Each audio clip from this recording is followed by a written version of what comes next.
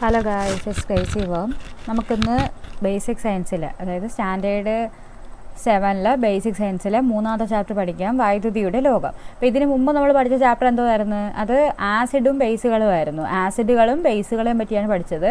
ആസിഡിൻ്റെ പ്രത്യേകത എന്തോന്നായിരുന്നു? അത് നീല ലിറ്റ്മസിനെ ചുവപ്പ് കളറാക്കും. ബേസ് എന്ന് പറയുമ്പോഴത്തേക്ക് ചുവന്ന ലിറ്റ്മസിനെ നീല നിറമാക്കും. അപ്പോൾ എന്തോ ലിറ്റ്മസ് പേപ്പർ എന്ന് പറയുന്നത് എന്താണ്? നിറം മാറിക്കൊണ്ട് പദാർത്ഥത്തിൻ്റെ സ്വഭാവം തിരിച്ചറിയാൻ സഹായിക്കുന്ന പദാർത്ഥങ്ങളെ നമ്മൾ സൂചകങ്ങളെന്നാണ് പറയുന്നത്. അത്തരത്തിലുള്ള ഒരു സൂചകമായിരുന്നു ഏത്? ലിറ്റ്മസ് പേപ്പർ എന്ന് പറയുന്നത്. അതുപോലെ വീണ്ടും കുറച്ച് ലബോറട്ടറി സൂചകങ്ങൾ നമ്മൾ പറഞ്ഞായിരുന്നു. മീഥൈൽ ഓറഞ്ച്, ഫിനോപ്തലിൻ ഒക്കെ പറഞ്ഞു. പ്രകൃതിദത്ത സൂചകമായിട്ട് നമുക്ക് മഞ്ഞളും ചെമ്പരത്തി പൂ അരച്ച പേപ്പറും ഒക്കെ പറഞ്ഞിട്ടുണ്ട്. പിന്നെ ആസിഡിൻ്റെ വേറൊരു പ്രത്യേകത എന്തുമായിരുന്നു? ആസിഡിന് പുളിരുചിയാണ്. അതുപോലെ ബേസിനാണെങ്കിൽ കാരരുചിയാണ്. പിന്നെ ആസിഡ് വളരെ വീര്യം കൂടുതലാണ്. വലിയ രീതിയിൽ പൊള്ളലേൽപ്പിക്കാനുള്ള ഒരു ചാൻസുള്ള സാധനമാണ് ആസിഡ്. ബേസിൻ്റെ കാര്യം പറയുവാണെങ്കിൽ അതിന് വഴുവഴുപ്പുണ്ട്. പിന്നെ എന്ത് പറഞ്ഞിട്ടുണ്ടായിരുന്നു? പിന്നെ നമ്മൾ കുറേ ടൈപ്പ് ആസിഡുകളും ബേസിസുകളൊക്കെ പറഞ്ഞായിരുന്നു. ആസിഡ്സിനകത്ത് നമ്മുടെ ശരീരത്തിൽ ആമാശയത്തിനകത്തൊരു ആസിഡ് ഉണ്ട്, അത് HCl ആയിരുന്നു, ഹൈഡ്രോക്ലോറിക് ആസിഡാണ്. അതിൻ്റെ അളവ് കൂടിക്കഴിഞ്ഞാൽ ഉണ്ടാകുന്ന പ്രശ്നമാണ് ആസിഡിറ്റി. ആൻറ്റാസിഡുകളാണ് എന്താണ് സൊല്യൂഷനായിട്ട് നൽകുന്നത്. പിന്നെ നമ്മൾ പഠിച്ച കുറച്ച് ബേസസ് ആണ് ചുണ്ണാമ്പ്, കാൽസ്യം ഹൈഡ്രോക്സൈഡ്, അതുപോലെ കാസ്റ്റിക് സോഡ എന്ന് പറയുമ്പോൾ സോഡിയം ഹൈഡ്രോക്സൈഡാണ്. പിന്നെ പൊട്ടാസ്യം ഹൈഡ്രോക്സൈഡ് നമ്മൾ കാസ്റ്റിക് പൊട്ടാഷ് എന്നും പറഞ്ഞ് പഠിച്ചു. പിന്നെ നമ്മൾ കുറേ ആസിഡുകളിൽ അസറ്റിക് ആസിഡ് വിനാഗിരി, പിന്നെ നെല്ലിക്കയ്ക്കകത്ത് അസ്കോർബിക് ആസിഡ്, ആപ്പിളിനകത്ത് മാലിക് ആസിഡ്, അതൊക്കെ പഠിച്ചു. അത് കഴിഞ്ഞിട്ട് നമ്മൾ ആസിഡുകൾ ലോഹങ്ങളുമായിട്ട് പ്രവർത്തിച്ചു കഴിഞ്ഞാൽ എന്ത് വാതകമാണ് പുറത്തു വരുന്നത്? ഹൈഡ്രജനാണ് പുറത്തു വരുന്നത്. ഹൈഡ്രജൻ ഒരു കത്തുന്ന വാതകമാണ്. നമ്മൾ റോക്കറ്റ് ഇന്ധനമായിട്ടൊക്കെ യൂസ് ചെയ്യുന്നുണ്ട്. ഭാവിയുടെ ഊർജ പ്രതിസന്ധികൾക്കൊരു പരിഹാരമാവാൻ ഹൈഡ്രജന് കഴിയും. പിന്നെ നമ്മൾ ഹൈഡ്രജൻ കണ്ടെത്തിയ ഹെൻറി കാവൻഡിഷിൻ്റെ കാര്യമൊക്കെ പറഞ്ഞു. പിന്നെ നമ്മൾ കുറച്ച് ആസിഡും അതിൻ്റെ ഗുണങ്ങളും നമ്മുടെ ഈ ബേസും അവയുടെ യൂസും ഒക്കെ പറഞ്ഞിട്ടുണ്ടായിരുന്നു. അപ്പോൾ അങ്ങനെയൊക്കെയാണ് ആ ചാപ്റ്റർ പോയത്. ഇത് വൈദ്യുതിയെ പറ്റി പറയുന്ന ചാപ്റ്ററാണ്. ഇപ്പോൾ ഉള്ളത് ഫിസിക്സിലെ ചാപ്റ്ററാണ്. നമുക്ക് നോക്കാം വൈദ്യുതിയുടെ ലോകം. അപ്പോൾ എന്തുവാ പറഞ്ഞുകൊണ്ടിരിക്കുന്നത്? വൈദ്യുതി ഇപ്പോൾ കറണ്ട് പോയി കഴിഞ്ഞാൽ എന്ത് സംഭവിക്കും? അതാണ് ഇപ്പോൾ പറഞ്ഞുകൊണ്ടിരുന്നത്. കറണ്ട് പോയി, അപ്പോൾ ഒന്നും കാണുന്നില്ല. അപ്പോൾ നമ്മൾ എന്ത് ചെയ്യും? ഒന്നുകിൽ നമ്മൾ മെഴുകുതിരി കത്തിക്കുന്നു, അല്ലെങ്കിൽ എമർജൻസി ലാമ്പ് പ്രവർത്തിപ്പിക്കുന്നു. അപ്പോൾ കറണ്ട് ഇല്ലാതെ എങ്ങനെയാണ് എമർജൻസി പ്രവർത്തിക്കുന്നതെന്നാണ് ഈ കുട്ടി സംശയം ചോദിക്കുന്നത്. അപ്പോൾ അവരുടെ അടുത്ത് തന്നെ അപ്പോൾ എന്തോ ഒരു സ്രോതസ്സിൽ നിന്ന് വൈദ്യുതി ലഭിച്ചത് കൊണ്ടാണല്ലോ ആ എമർജൻസി പ്രവർത്തിച്ചത്. അത്തരമുള്ള സ്രോതസ്സുകളെ പറ്റിയാണ് ആദ്യം ഈ ചാപ്റ്റർ ചർച്ച നടത്തുന്നത്. അവർ തന്നെ പറയുന്നുണ്ട്, നമുക്കൊരു എമർജൻസി ലാമ്പ് എങ്ങനെ ഉണ്ടാക്കാം? കറണ്ട് പോകുമ്പോൾ യൂസ് ചെയ്യാമല്ലോ. അപ്പോൾ എമർജൻസി ലാമ്പ് പ്രവർത്തിക്കാൻ വേണ്ടി എന്ത് വേണം? വൈദ്യുതി വേണം. അപ്പോൾ ആ വൈദ്യുതി എവിടെ നിന്ന് ലഭിക്കുമെന്ന് ആദ്യം കണ്ടുപിടിക്കണം. പിന്നെ വെളിച്ചം ലഭിക്കാൻ വേണ്ടി ബൾബും വേണമല്ലോ. ഇനി ഇതെല്ലാം കൂടെ പിറക്കി ഒന്നിച്ച് വെച്ചാൽ പോരല്ലോ. ഇതെല്ലാം കൂടെ ജോയിൻ ചെയ്യാൻ വേണ്ടി എന്ത് വേണം? കണക്റ്റിംഗ് വയറും വേണം. അതുപോലെ സ്റ്റാൻഡ് എങ്ങനെ ഉണ്ടാക്കാം? ഇത് നിൽക്കണമല്ലോ. അപ്പോൾ അതിനുവേണ്ടി ഒരു സ്റ്റാൻഡ് നമ്മൾ ഉണ്ടാക്കണം. അതെങ്ങനെ ഉണ്ടാക്കാം? ഇങ്ങനെയുള്ള ചോദ്യങ്ങൾക്ക് ഉള്ള ഉത്തരം കണ്ടുപിടിക്കുന്ന രീതിക്കാണ് ഈ ചാപ്റ്റർ മുമ്പോട്ട് പോകുന്നത്. വൈദ്യുതിയുടെ ലഭ്യത നോക്കാം. വൈദ്യുതി ഒരു ഊർജ്ജ രൂപമാണ്, അറിയാമല്ലോ, നമുക്കറിയാം. ഇനി മറ്റ് പല ഊർജ്ജ രൂപങ്ങളിലേക്കും എളുപ്പം മാറ്റാവുന്ന ഒരു ഊർജ്ജ രൂപമാണ് എന്ത്? വൈദ്യുതി. നമ്മൾ ഊർജ്ജമാറ്റം 6ാം ക്ലാസ്സിൽ ഏതോ ചാപ്റ്ററിൽ പഠിച്ചായിരുന്നു. വൈദ്യുതി ഉദാഹരണത്തിന് ഇപ്പം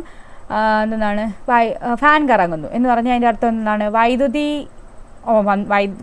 നമ്മുടെ സ്വിച്ച് ഇടുമ്പോൾ വൈദ്യുതോർജ്ജമാണ് വയറിൽ കൂടെ കയറിപ്പോയി ഫാൻ കറങ്ങുന്നത് യാന്ത്രികോർജ്ജമായിട്ട് മാറുന്നു. ബൾബ് പ്രകാശിക്കുന്നു, അവിടെ എന്ത് ഊർജ്ജമാറ്റമാണ്? വൈദ്യുതോർജ്ജം പ്രകാശോർജ്ജമായിട്ട് മാറുന്നു. ഒക്കെ നേരത്തെ നമ്മൾ പഠിച്ചതാണ്. ഇനി വൈദ്യുതി എവിടെ നിന്നൊക്കെയാണ് ലഭിക്കുന്നത്? അതിനുള്ള കുറേ ഉപകരണങ്ങളൊക്കെ തന്നിട്ടുണ്ട്. എന്താണ്? റിമോട്ടിൽ ഉണ്ട്, പ്രവർത്തിക്കുന്നുണ്ട്. അപ്പോൾ എങ്ങനെയാണ് പ്രവർത്തിക്കുന്ന റിമോട്ട്? അതിനകത്ത് നമ്മൾ ബാറ്ററി ഇട്ടിട്ടുണ്ട്. അതേപോലെ ക്ലോക്കിലും എങ്ങനെയാണ്? ബാറ്ററി ഇട്ടിട്ടുണ്ട്. മൊബൈൽ ഫോണിൽ ബാറ്ററി ഉണ്ട്, നമ്മൾ എന്ത് ചെയ്യുന്നുണ്ട്? ചാർജും ചെയ്യുന്നുണ്ട്. പിന്നെ എമർജൻസി നമ്മൾ ചാർജ് ചെയ്യുകയും വേണം, അതിനകത്തും ബാറ്ററി ഉണ്ട്. ഇനി ഇത് ഡയറക്റ്റ് നമ്മൾ പ്ലഗിലേറ്റിയാണ് പ്രവർത്തിപ്പിക്കുന്നത്. എന്തുവാണ്? ഇസ്തിരിപ്പെട്ടി. അപ്പം ഇതിൽ വരുന്ന വൈദ്യുതി നൽകുന്ന ചില സംവിധാനങ്ങളുടെ ചിത്രമാണ് താഴെ കൊടുത്തേക്കുന്നത്. എന്തൊക്കെ കൊടുത്തിട്ടുണ്ട്? സെല്ലുകൾ കൊടുത്തിട്ടുണ്ട്, ബാറ്ററി കൊടുത്തിട്ടുണ്ട്. അതുപോലെ ഇത് നമ്മുടെ പ്ലഗാണ്, നമ്മുടെ വീട്ടിലെ പവർ പോയിന്റ്. ഇവിടെ ഏറ്റിയാണ് നമ്മൾ കണക്ഷൻ എല്ലാ സാധനങ്ങളും വർക്ക് ചെയ്യുന്നത് വീട്ടിലുള്ള. ഇനി ഇതെന്തുവായിരുന്നു? ഇത് സോളാർ പാനലാണ്. നിത്യജീവിതത്തിൽ പല സന്ദർഭങ്ങളിലും ഇവ നാം ഉപയോഗിക്കാറുണ്ടല്ലോ. വൈദ്യുതി നൽകുന്ന ഇത്തരം സംവിധാനങ്ങളെക്കുറിച്ച് മനസ്സിലാക്കാം. അതിനാണ് എന്തെന്ന് പറയുന്നത്? വൈദ്യുത സ്രോതസ്സുകൾ എന്ന് പറയുന്നത്. വൈദ്യുത സെല്ലുകൾ, ജനറേറ്റർ, സോളാർ സെല്ലുകൾ, തുടങ്ങി വൈദ്യുതി നൽകുന്ന സംവിധാനങ്ങളെ നമ്മൾ എന്തെന്ന് പറയും? വൈദ്യുത സ്രോതസ് എന്ന് പറയും. വൈദ്യുത സെല്ലുണ്ട്, ജനറേറ്റർ ഉണ്ട്, സോളാർ സെല്ലുകളുണ്ട്. ഇവരെല്ലാം എന്താണ് തരുന്നത്? വൈദ്യുതിയാണ് തരുന്നത്. അപ്പം സെല്ലിനകത്ത് എന്താ നടക്കുന്നതെന്നാണ് ഇനി പറഞ്ഞേക്കുന്നത്. രാസോർജ്ജത്തെ വൈദ്യുതോർജ്ജമാക്കി മാറ്റാൻ കഴിയുന്ന സംവിധാനമാണ് വൈദ്യുത സെല്ലുകൾ എന്ന് നിങ്ങൾ പഠിച്ചിട്ടുണ്ടല്ലോ. അപ്പം നിങ്ങൾ ഓൾറെഡി പഠിച്ചിട്ടുണ്ടെന്നാണ് പറയുന്നത്. സെല്ലുകൾ എന്ന് പറഞ്ഞാൽ എന്താണ്? അതിനകത്ത് സെല്ലിൽ നടക്കുന്ന ഊർജ്ജമാറ്റം അപ്പോൾ എന്തെന്നാണ്? രാസോർജ്ജം എന്ന് പറയുന്നത്, രാസോർജ്ജം ചേഞ്ചസ് ടു വൈദ്യുതോർജ്ജം, വൈദ്യുതോർജ്ജമായിട്ട് മാറുന്ന പ്രവർത്തനമാണ് എവിടെ നടക്കുന്നത്? സെല്ലുകളിൽ നടക്കുന്നത്. ഇനി നമുക്ക് നോക്കാം, അവയിൽ വൈദ്യുതോർജ്ജം രാസോർജ്ജമായി സംഭരിച്ചിട്ടുണ്ട്. എവിടാണ്? ഈ സെല്ലുകളിൽ വൈദ്യുതോർജ്ജം രാസോർജ്ജമായിട്ട് സംഭരിച്ചിരിക്കുന്നു. നാം ഉപയോഗിക്കുമ്പോൾ രാസോർജ്ജം എന്തായിട്ട് മാറുന്നു? വൈദ്യുതോർജ്ജമായിട്ട് മാറുന്നു. ഓക്കെ അല്ലേ? ഇനി നമുക്ക് സെല്ലും ബാറ്ററിയും തമ്മിലുള്ള വ്യത്യാസം നോക്കാം. സെല്ല് നോക്കിയേ, ഇതിൽ 2 പിക്ചർ കൊടുത്തിട്ടുണ്ട്. ഇതിൽ സെല്ലെന്ന് പറഞ്ഞു കഴിഞ്ഞാൽ എന്താണ്? ഒരു സിംഗിളായിട്ടുള്ള ഒരു സാധനമായിരിക്കും. ഇങ്ങനെയുള്ള ഒന്നിലധികം സെല്ലുകൾ ഗ്രൂപ്പായി ഘടിപ്പിച്ച് നിർമ്മിക്കുന്ന സംവിധാനമാണ് എന്ത്? ബാറ്ററി. ഒന്നായിട്ട് നിൽക്കുവാണെങ്കിൽ അതിനെ എന്തെന്ന് പറയും? സെല്ലെന്ന് പറയും. അതിനെ തന്നെ ഒന്നിലധികം ജോയിൻ ചെയ്താണ് വെക്കുന്നതെങ്കിൽ അതിനെ നമ്മൾ എന്തെന്ന് പറയും? ഒന്നിലധികം ജോയിൻ ചെയ്ത് കഴിഞ്ഞാൽ എന്താണത്? അത് ബാറ്ററിയാണ്. ഓക്കെ ആണല്ലോ? ഇനി നോക്കിയേ, ഒരു സെല്ലെടുത്ത് കഴിഞ്ഞാൽ ഞാൻ എന്തുണ്ട്? ഒരു പോസിറ്റീവ് ടെർമിനലും കാണും, ഒരു നെഗറ്റീവ് ടെർമിനലും കാണും. ടെർമിനൽ എന്ന് പറഞ്ഞാൽ ധ്രുവമെന്ന് അഗ്രഹമെന്ന് അങ്ങനെ എന്തെങ്കിലും വെച്ച് പഠിച്ചിരുന്നാലും മതി. 2 അഗ്രഹമുണ്ട്. ഇനി ജോയിൻ ചെയ്തേക്ക് നോക്കിയാണ് പോസിറ്റീവും നെഗറ്റീവും. ഇവർ തമ്മിൽ വന്നപ്പോൾ എന്തായി? നെഗറ്റീവും പോസിറ്റീവുമാണ് അടുത്തടുത്ത് വന്നേക്കുന്നത്. എന്നിട്ട് നെഗറ്റീവ് ബാക്കിൽ. ഓക്കെ ആണല്ലോ? നമ്മളിലെ കാന്തം പഠിച്ചപ്പോഴും ഇതേപോലെ പറഞ്ഞായിരുന്നു, ഒരേ ധ്രുവങ്ങൾ ഒന്നിച്ച് വരത്തില്ല, വ്യത്യസ്ത ധ്രുവങ്ങളെ തമ്മിൽ വരത്തുള്ളൂ എന്ന് പറഞ്ഞു. അതേപോലെയാണ് ഇവിടെ നെഗറ്റീവും പോസിറ്റീവുമാണ് അടുത്തടുത്ത് വന്നേക്കുന്നത് നമ്മൾ സെറ്റിൽ അറേഞ്ച്മെൻറ്റ് ചെയ്യുമ്പോൾ. ഇത് മനസ്സിലാക്കാൻ വേണ്ടിയാണ് അടുത്ത സെക്ഷനിൽ അവർ എന്ത് ചെയ്തേക്കുന്നത്? കണ്ടോ, ഇവിടെ അറേഞ്ച് വെച്ചേക്കുന്നുണ്ടോ? ഇതിൽ നൽകിയിരിക്കുന്നവയിൽ ബാറ്ററി ഉണ്ടാക്കുന്നതിനുള്ള ശരിയായ രീതി ഏതാണെന്ന് നോക്കാം. നോക്കിയേ, ഇവിടെ എന്ത് ചെയ്തേക്കുന്നത്? ഒരു പ്ലസ് മൈനസ്, ഇതാ ഇവിടെ മൈനസ് പ്ലസ്. അപ്പോൾ ഇത് കറക്റ്റാണ്. ഇനി മൈനസ് പ്ലസ് ആണ് വന്നേക്കുന്നത്. ഇതിങ്ങനെ വരാൻ പറ്റുമോ? ഇത് തെറ്റാണ്. ഇവിടെ ശരിയായെന്നും പറഞ്ഞ് ഈ കണക്ഷൻ കറക്റ്റ് ആവത്തില്ല. ഇനി നോക്കിയേ, ഇവിടെ എന്ത് ചെയ്തേക്കുന്നത്? ഇവിടെയും ഇവിടെ പ്ലസ് മൈനസ് കുഴപ്പമില്ലല്ലോ. ഇത് എന്താണ്? കറക്റ്റായ രീതിയിലാണ് പോയിരിക്കുന്നത്. പ്ലസും മൈനസും ഓപ്പോസിറ്റ് മീൻസ് അടുത്തടുത്ത് വന്നാൽ മാത്രമേ എന്ത് ചെയ്യത്തുള്ളൂ? അത് ബാറ്ററി ആയിട്ട് എടുക്കത്തുള്ളൂ എന്നാണ് പറഞ്ഞിരിക്കുന്നത്. അപ്പോൾ അതായത് സെല്ലിൻ്റെ എണ്ണം കൂടിക്കഴിഞ്ഞാൽ എന്തും കൂടും, കിട്ടുന്ന വൈദ്യുതി അളവും കൂടും. ഓക്കെ ആണല്ലോ? ഇവിടെ തിരിഞ്ഞൊന്നും പോയിട്ടില്ലല്ലോ, എല്ലാം ഓക്കെ അല്ലേ? ഇനി നമുക്ക് അടുത്തതിലോട്ട് വരാം. ഇനി ഇവിടെ ഈ 2 ചിത്രങ്ങൾ കൊടുത്തിട്ടുണ്ട്. ഈ 2 ചിത്രങ്ങളുടെ പ്രത്യേകത എന്താണ്? ഇത് ക്ലോക്കും ഇത് നമ്മുടെ മൊബൈൽ ഫോണുമാണ്. ഈ ക്ലോക്കിൽ ഉപയോഗിക്കുന്ന അതേ ബാറ്ററിയാണോ ഇത് ഉപയോഗിക്കുന്നത്? അപ്പോൾ 2 ടൈപ്പ് ബാറ്ററി ഇല്ലേ? അതാണ് അടുത്ത പറയാൻ പറ്റുന്നത്. റീചാർജ് ചെയ്യാൻ കഴിയുന്നതും കഴിയാത്തവയും. ക്ലോക്കിൽ ഉപയോഗിക്കുന്ന സെല്ല് ചീത്തയായി കഴിഞ്ഞാൽ എന്ത് ചെയ്യണം? നമ്മൾ പുതിയത് വാങ്ങിച്ചിടണം. ഫോണിൽ അങ്ങനെയാണോ? തീരുമ്പോൾ മാറ്റിയിടണേ ചെയ്യുന്നത്? അല്ല, നമ്മൾ കൊണ്ടുപോയി എന്ത് ചെയ്യും? ചാർജ് ചെയ്യുകയാണ് ചെയ്യുന്നത്. അപ്പോൾ എന്താ പറയുന്നത്? ക്ലോക്കിൽ ഉപയോഗിക്കുന്ന സെല്ലിലെ ചാർജ് തീർന്നാൽ ആ സെല്ല് ഉപയോഗിക്കാൻ കഴിയില്ല. എന്നാൽ മൊബൈൽ ഫോണിലെ ബാറ്ററിയുടെ ചാർജ് കുറയുമ്പോൾ അവ എന്ത് ചെയ്യും? റീചാർജ് ചെയ്ത് ഉപയോഗിക്കാൻ കഴിയും. റീചാർജ് ചെയ്യാൻ കഴിയുന്നവയും കഴിയാത്തവയുമായ സെല്ലുകൾ നിങ്ങളുടെ വീട്ടിലെ വിവിധ ഉപകരണങ്ങളിൽ ഉപയോഗിക്കുന്നു. അപ്പോൾ എന്താണ്? അത് ക്ലിയർ ആണല്ലോ? അപ്പോൾ 2 ടൈപ്പ് സെല്ലുണ്ട്. ഒന്ന് റീചാർജ് ചെയ്യാൻ കഴിയുന്നവയും കഴിയാത്തവയും. ഇനി വൈദ്യുതിയുടെ ചരിത്രവും ലഘുചരിത്രം എന്ന് പറഞ്ഞ് എഴുതിയേക്കാണ്. നോക്കാം. വൈദ്യുതി പ്രകാശം, താപം, ശബ്ദം തുടങ്ങിയ വിവിധ ഊർജ രൂപങ്ങളാണ്. വൈദ്യുതി പ്രകാശം, താപം, ശബ്ദം തുടങ്ങിയവ വിവിധ ഊർജ രൂപങ്ങളാണ്. വളരെയധികം ആവശ്യങ്ങൾക്ക് നാം ഉപയോഗിക്കുന്ന ഊർജ്ജരൂപമാണ് വൈദ്യുതി. ഇപ്പം നമുക്ക് വൈദ്യുതി ഇല്ലാതെ ജീവിക്കാൻ പറ്റാത്ത അവസ്ഥയാണ്. ഒരു തരം മരക്കറ ഉറച്ച് ഉണ്ടാവുന്ന ആംബർ എന്ന പദാർത്ഥം കമ്പിളിയിൽ ഉരസുമ്പോൾ തലമുടി പോലുള്ള വസ്തുക്കളെ ആകർഷിക്കുന്നുണ്ടെന്ന് പുരാതന ഗ്രീക്കുകാർ മനസ്സിലാക്കിയിരുന്നു. തുടർന്ന് അനേകം ആളുകൾ അനേകകാലം നടത്തിയ പരീക്ഷണങ്ങളുടെ ഫലമായാണ് ഇന്ന് കാണുന്ന രീതിയിലുള്ള വൈദ്യുതി ഉൽപ്പാദനവും അവയുടെ ഉപയോഗവും സാധ്യമായത്. അവരേതോ ഒരു മരത്തിൻ്റെ കറയാണ് ഉറച്ച് ആദ്യം നമ്മൾ ഈ പ്ലാസ്റ്റിക് ചീപ്പ് കമ്പിളി തുണിയിൽ ഒരച്ചിട്ട് പേപ്പർ കഷ്ണങ്ങൾ ആകർഷിക്കും. അങ്ങനെ മീൻസ് ആ ചെറിയ രീതിക്കുള്ള സ്റ്റാറ്റിക് ഇലക്ട്രിസിറ്റി എന്നൊക്കെ പറയും. അത് ഇനി അങ്ങോട്ട് വരുമ്പോഴാണ് പറയുമായിരിക്കും. ഓക്കെ. ഇനി ബാറ്ററി ഉപയോഗിച്ച് ബൾബ് പ്രകാശിപ്പിക്കാം. അപ്പം നമ്മൾ നേരത്തെ നമുക്കിവിടെ എമർജൻസി ആണല്ലോ ഉണ്ടാക്കാനുള്ളത്, അതിനുവേണ്ടിയാണ്. വെളിച്ചം ലഭിക്കാൻ ബൾബ് വേണമല്ലോ. അപ്പം നമ്മൾ സാധാരണ ഉപയോഗിക്കുന്ന ബൾബ് ഏതാ? വീട്ടിലേതാ ബൾബ്? സാധാരണ നേരത്തെ കുറേ നാൾ മുമ്പ് നമ്മൾ യൂസ് ചെയ്തിരുന്ന ബൾബായിരുന്നു ഇത്, ഫിലമെൻ്റ് ലാമ്പ്. പിന്നെ അത് കുറച്ച് കഴിഞ്ഞപ്പോൾ എന്തായി, കോമ്പാക്റ്റ് ഫ്ലൂറസെൻ്റ് ലാമ്പ് അഥവാ CFL ലാമ്പായി. ഇപ്പോൾ പൊതുവേ എല്ലായിടത്തും എന്താ, ലൈറ്റ് എമിറ്റിംഗ് ഡയോഡ് അഥവാ LED ആണ് ഉപയോഗിക്കുന്നത്. ലൈറ്റ് എമിറ്റിംഗ് ഡയോഡ്, അതായത് LED ലൈറ്റ് എമിറ്റിംഗ് ഡയോഡ് ഊർജ്ജ ലാഭത്തിന് ഗണ്യമായി സഹായിക്കുന്നു. ഊർജ്ജം ഒരുപാട് ലാഭിക്കുന്നത്. സാധാരണ ഇലക്ട്രിക് ബൾബുകളേക്കാൾ കുറഞ്ഞ ഊർജ്ജം മതി CFLന്. സമീപകാലം വരെ CFL വ്യാപകമായി ഉപയോഗിച്ചിരുന്നു. എന്നാൽ CFL സാധാരണയായി ഉപയോഗിക്കുന്നില്ല. ഇപ്പം എന്ത് ചെയ്യുന്നില്ല, വലുതായിട്ട് ഉപയോഗിക്കുന്നില്ല. CFLനേക്കാൾ കുറഞ്ഞ ഊർജ്ജം മതി ആർക്ക്? ഈ LED ബൾബുകൾക്ക്. പുതിയ തലമുറ LED ബൾബുകളിലും ഇപ്പോൾ കണ്ടുപിടിക്കുന്നുണ്ട്. അതായത് കാലം കഴിയും തോറും നമ്മൾ ഡെവലപ്പ് ആകുന്നതനുസരിച്ച് എമിഷൻ നമുക്ക് പ്രോഫിറ്റബിൾ ആയിട്ടുള്ള രീതിക്കായിരിക്കും നമ്മൾ ഓരോന്നോരോന്ന് കണ്ടുപിടിച്ചുകൊണ്ടിരിക്കുന്നത്. LED ആദ്യം നമ്മൾ വാങ്ങിക്കുമ്പോൾ LED ലാമ്പിന് വില കൂടുതലാണെങ്കിലും അത് നമുക്ക് തരുന്ന ഊർജ്ജ ലാഭം എന്ന് പറയുന്നത് വളരെ വലുതായിരിക്കും. ഓക്കെ, ഇനി നമുക്ക് ഇങ്ങോട്ട് വന്ന് നോക്കാം. LED ബൾബുകൾ ഒരു സ്ട്രിപ്പിൽ ക്രമീകരിച്ച സംവിധാനമാണ് എന്തെന്ന് പറയുന്നത്, LED മൊഡ്യൂൾ. അതായത് കുഞ്ഞ് LED ഇല്ലേ, അത് ഒരെണ്ണം വെച്ച് കഴിഞ്ഞാൽ വലിയ ഇതില്ല. അപ്പോൾ ഇതൊരു സ്ട്രിപ്പിൽ ഇങ്ങനെ കടുപ്പിച്ചെടുക്കുന്ന ആ സംവിധാനത്തിന് പറയുന്ന പേരാണ് എന്ത്, LED മൊഡ്യൂൾ. എന്നാണ് ഇവിടെ കൊടുത്തേക്കുന്നുണ്ട്, ഇതൊരു LED മൊഡ്യൂളാണ്. എന്നിട്ട് ഇവർ എന്ത് ചെയ്തേക്കുന്നത്, ബാറ്ററിയിൽ കണക്ട് ചെയ്ത് വെച്ചേക്കുവാണേ LED മൊഡ്യൂളിന്. എന്നിട്ട് അതിനെ ലൈറ്റ് കത്തിച്ചെടുക്കാനുള്ള കാര്യമാണ് ഇനി ചെയ്യാൻ പോകുന്നത്. എന്താണ്, വൈദ്യുത സർക്യൂട്ട്, ഇലക്ട്രിക് സർക്യൂട്ട്. വൈദ്യുത സ്രോതസ്സിൽ നിന്ന് ഉപകരണത്തിലേക്ക് വൈദ്യുതി കടന്നു പോകുന്നതിനുള്ള ക്രമീകരണമാണ് വൈദ്യുത സർക്യൂട്ട്. ഒരു വൈദ്യുത സർക്യൂട്ടിൽ ചുരുങ്ങിയത് വൈദ്യുത സ്രോതസ്, ചാലകക്കമ്പി, ഒരു വൈദ്യുതോപകരണം എന്നിവ ഉണ്ടായിരിക്കും. അതായത് അപ്പോൾ ഇവിടുത്തെ സ്രോതസ് ആരാ? സ്രോതസ് എന്ന് പറഞ്ഞാൽ എന്താണ്, ആരാണോ വൈദ്യുതി കൊടുക്കുന്നത് അയാളാണ് സ്രോതസ്. ഇവിടെ ബാറ്ററി അല്ലേ സ്രോതസ്. ഇനി ആരാണോ ആ വൈദ്യുതി വാങ്ങിച്ച് പ്രവർത്തിക്കുന്നത് അതാണ് എന്ത്, വൈദ്യുതോപകരണം. നമുക്കറിയാം. ഇനി കണക്ഷൻ ചെയ്യാനായിട്ടാണ് എന്ത് ചെയ്തിരിക്കുന്നത്, ചാലകക്കമ്പി യൂസ് ചെയ്യുന്നത്. ഇനി ചുവടെ നൽകിയിരിക്കുന്ന ചിത്രങ്ങൾ ശ്രദ്ധിക്കൂ. ഈ ചിത്രങ്ങളിൽ ഏതൊക്കെ സർക്യൂട്ട് കത്തും? ഏതെങ്കിലും കത്തോ? താണ്ടേ ഈ കമ്പി ഇവിടെ നിന്ന് വന്നിട്ടുണ്ട്. ഈ ബൾബുമായിട്ട് കണക്ട് ചെയ്തിട്ടുണ്ടോ? ഇല്ല. ഇവിടെ നിന്ന് വരുന്ന കണക്ഷൻ ഇവിടെ ടച്ച് ചെയ്തിട്ടുണ്ടോ? ഇല്ല. ഇനി ഇവിടെ വന്ന വഴിക്ക് ഈ കമ്പി എന്ത് ചെയ്തിട്ടുണ്ട്, മുറിഞ്ഞു പോയിട്ടുണ്ട്. അപ്പോൾ ഇങ്ങനെ ഒരു സർക്യൂട്ട് തുറന്നിരിക്കുമല്ലേ, ഇത് ജോയിൻ്റ് ഇല്ലല്ലോ. അങ്ങനെയാണെങ്കിൽ എന്ത് ചെയ്തില്ല, സർക്യൂട്ട് വർക്ക് ചെയ്യത്തില്ല. അപ്പോൾ രണ്ട് തരത്തിലുള്ള സർക്യൂട്ട് ഉണ്ട്, അടഞ്ഞ സർക്യൂട്ടും തുറന്ന സർക്യൂട്ടും, closed circuit and open circuit. അപ്പോൾ അടഞ്ഞ സർക്യൂട്ട് ഓക്കെ. അപ്പോൾ ഒരു സർക്യൂട്ട് പൂർത്തിയായിട്ടുണ്ടെങ്കിൽ അത് അടഞ്ഞ സർക്യൂട്ടാണ്. അതായത് ഫുൾ എന്ത് ചെയ്തു, ക്ലോസ്ഡ് ആയിട്ട് അടഞ്ഞിരിക്കുവാണ്.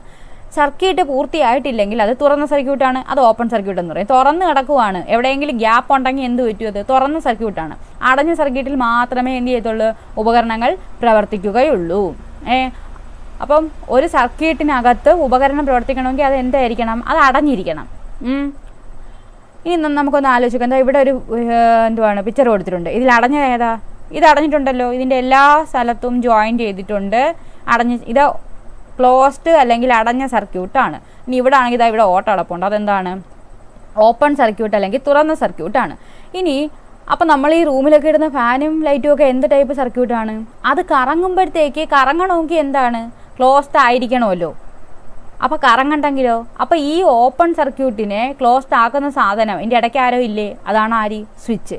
അതിൻ്റെ കാര്യമാണ് ഇനി പറയാൻ പോകുന്നത്. ക്ലിയർ ആയോ? ഒരു ഓപ്പൺ സർക്യൂട്ട് ആണെങ്കിൽ വൈദ്യുതി പ്രവഹിക്കത്തില്ല, അല്ലെങ്കിൽ ആ ഉപകരണം വൈദ്യുതി പ്രവഹിക്കും, ഉപകരണം പ്രവർത്തിക്കത്തില്ല.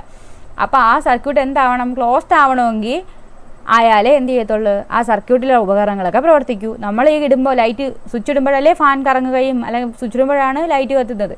അതായത് സ്വിച്ചാണ് ഇവിടെ എന്താകുന്നത്, ഒരു സർക്യൂട്ടിനെ, ഓപ്പൺ ആയിട്ട് കിടക്കുന്ന സർക്യൂട്ടിനെ ക്ലോസ്ഡ് ആക്കുന്നത്. ക്ലിയർ ആയോ? അപ്പോൾ സ്വിച്ച് എന്താ നോക്കാം. ആവശ്യമുള്ളപ്പോൾ സർക്യൂട്ട് അടഞ്ഞതോ തുറന്നതോ ആക്കി മാറ്റാനുള്ള ഉപകരണമാണ് എന്ത്, സ്വിച്ച്.